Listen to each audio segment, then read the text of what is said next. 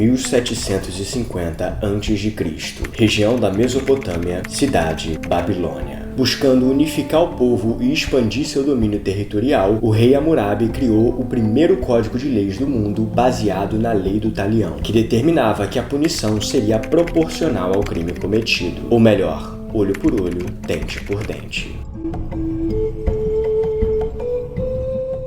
Pois é, não tem jeito. O desejo de vingança faz parte da história da humanidade. Não é à toa que ele é tão bem representado em filmes, histórias, etc. Basta lembrar, por exemplo, que a Guerra de Troia, que durou 10 anos, começou porque Helena, esposa do rei Menelau, foi raptada pelo príncipe troiano. E com a honra ferida, qual outra opção restava senão buscar vingança, não é mesmo? Enfim, o fato é que de todas as obras que abordam esse tema, e olha que não são poucas, talvez a que mergulhe mais profundamente nos prós e contras da vingança seja a tragédia Hamlet, do William Shakespeare.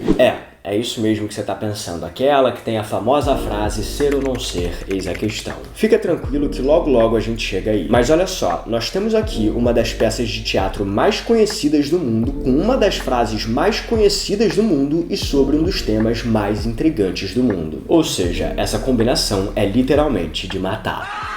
Pegou a piada? Tragédia, morte, não, enfim, deixa pra lá porque foi sem graça mesmo. Mas então, do que se trata essa obra? Bom, a peça conta a história de Hamlet, um príncipe dinamarquês que descobre que seu pai foi assassinado por seu tio, que logo em seguida casou-se com sua mãe. Então, a principal meta de Hamlet se torna vingar a morte de seu pai, custe o que o custar. Só um parênteses bem rapidinho. Ao final desse vídeo eu vou recomendar algumas adaptações de Hamlet pro cinema que são muito boas. Então, se você tiver preguiça de ler a peça ou se curtir o tema, é só ficar por aí. Enfim, uma coisa curiosa de perceber é que nós, de maneira geral, torcemos pra vingança acontecer, não é mesmo? A gente quer ver as vítimas punindo quem as fez sofrer. Isso nos dá uma sensação de justiça, de dever cumprido. Não é à toa que nós usamos expressões como doce vingança ou a vingança é um prato que se come frio. Mas deixando um pouco de lado o que nós achamos sobre o assunto, o que os estudos dizem sobre esse sentimento?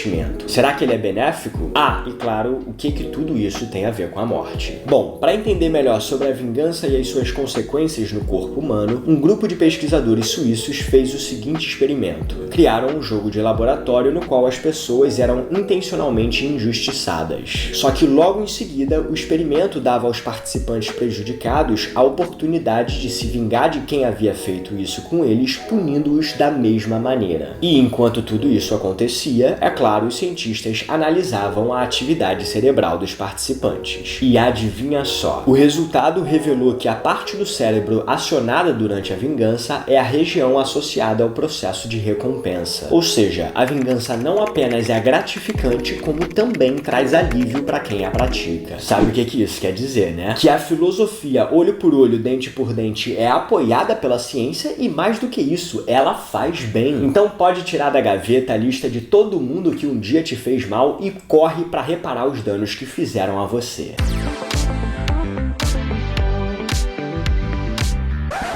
Olha, eu sinto muito se era isso que você gostaria de ouvir, mas na verdade o estudo não para por aí não. Os cientistas descobriram mais coisas que não são lá tão animadoras a respeito da vingança. Porque olha só, segundo a pesquisa, a vingança deixa de ser satisfatória a médio prazo e depois disso os sentimentos negativos só pioram. Ou seja, isso significa que dar vazão ao sentimento de raiva apenas causa mais dor a si próprio porque você abre as feridas do passado e cria um ciclo vicioso, fazendo com que você sinta culpa e vergonha do que fez. E sabe o que é mais interessante nisso tudo? Uma outra pesquisa comprovou que pessoas que escolhem não se vingar possuem mais satisfação com a vida e humor mais positivo. Ou seja, até que não vale tanto a pena assim se vingar, só que por hora a gente precisa abordar um outro assunto. E se você ainda quer saber mais sobre vingança, fica tranquilo porque já a gente vai retomar esse papo de onde nós paramos. Bom, o fato é que assim, o que seria da gente se nós falássemos de Hamlet, mas não entrássemos no tema morte, não é mesmo? Afinal de contas, trata-se de uma tragédia e assim, sem querer dar spoiler, mas né, as tragédias tendem a seguir esse caminho. Só que olha que curioso, uma pesquisa indica que falar sobre a morte é um tabu para mais de 73% dos brasileiros. E nesse caso é importante a gente lembrar que a morte é simplesmente um fenômeno que faz parte da vida, assim como o nascimento. O que, é claro, não significa que não seja doloroso. Enfim, o fato é que talvez a primeira coisa que surja em nossas mentes ao ouvir falar sobre a peça Hamlet ou sobre teatro de um modo geral sejam as palavras ser ou não ser, eis a questão. E esse é um pequeno trecho de um solilóquio proferido pelo Hamlet que fala sobre, pois é,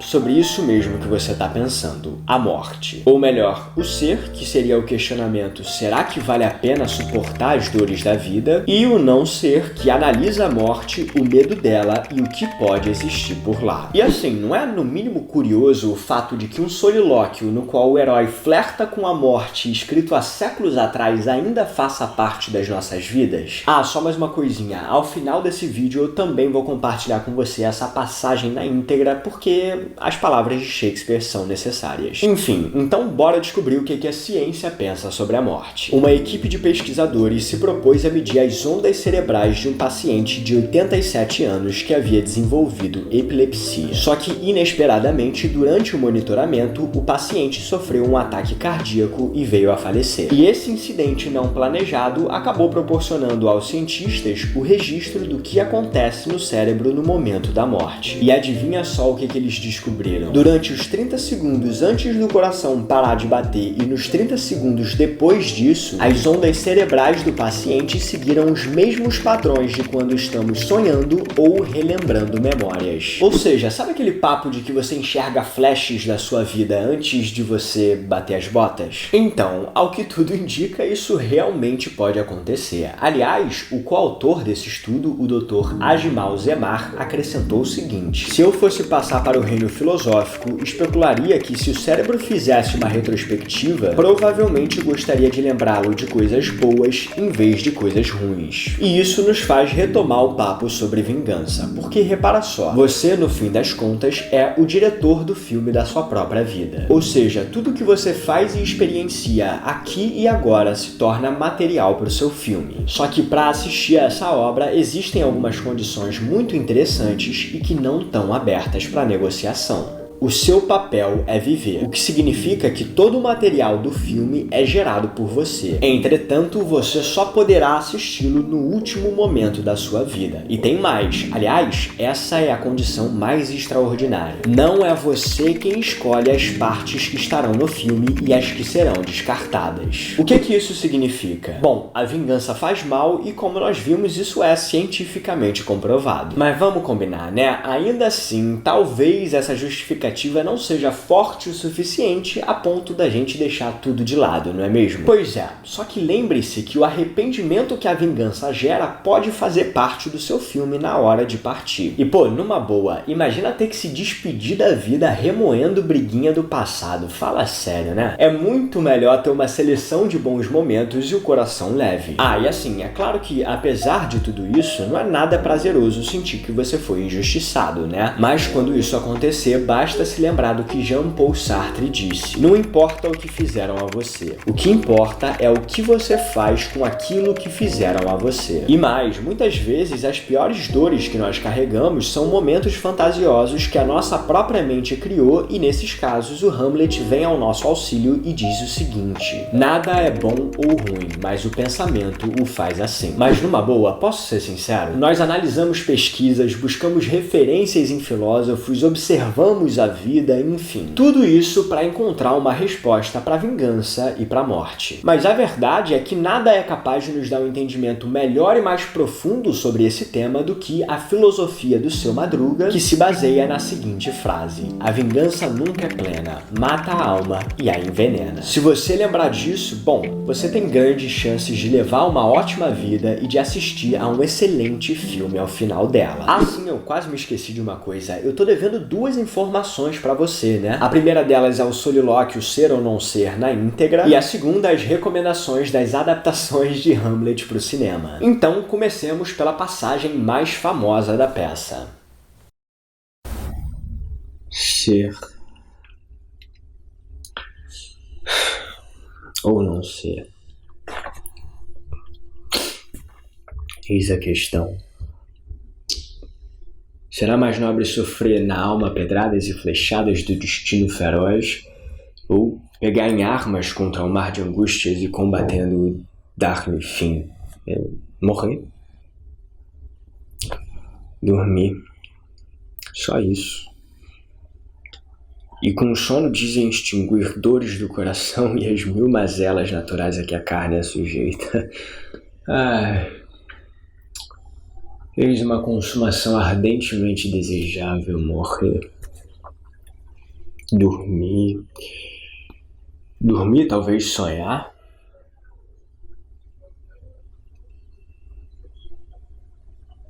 Aí está o obstáculo.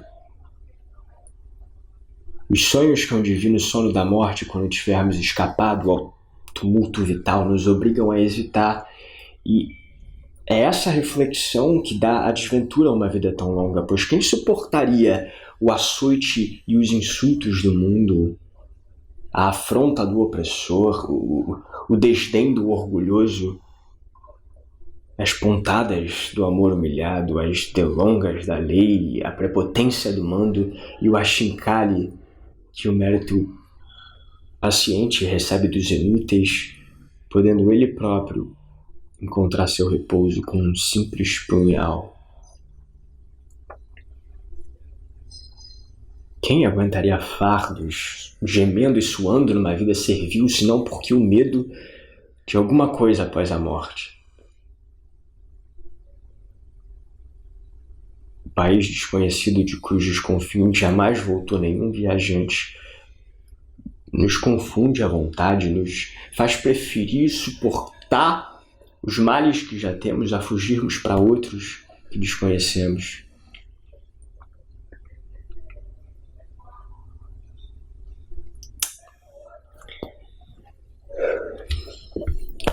E assim a reflexão faz de todos nós covardes. E assim o matiz natural da decisão se transforma no doentio pálido do pensamento, e empreitadas de vigor e coragem refletidas demais saem de seu caminho, perdem o nome de ação.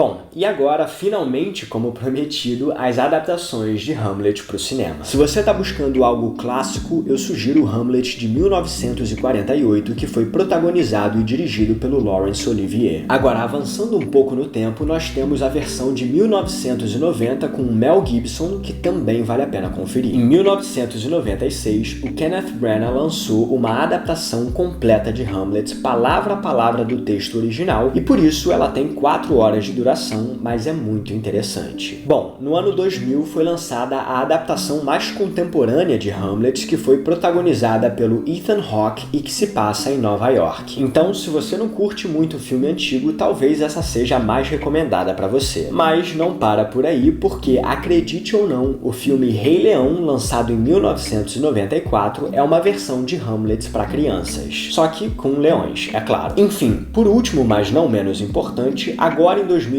foi lançado o filme O Homem do Norte, que conta a história viking que inspirou Shakespeare a escrever a peça Hamlet. Ou seja, o que não lhe falta agora são versões diferentes de Hamlet que você pode assistir. Agora, eu preciso ser sincero com você, nenhuma delas bate a leitura da peça em si. Então, quando você tiver um tempo, vale a pena se dedicar a isso. Aliás, eu vou deixar o link da compra do livro aqui na descrição para quem se interessar. E aí, o que você achou das nossas reflexões sobre a vingança, sobre a morte? E claro, sobre o nosso querido príncipe dinamarquês. Faz o seguinte, me conta aqui nos comentários, por favor, pra gente poder continuar o nosso papo. Enfim, espero que o conteúdo tenha te ajudado.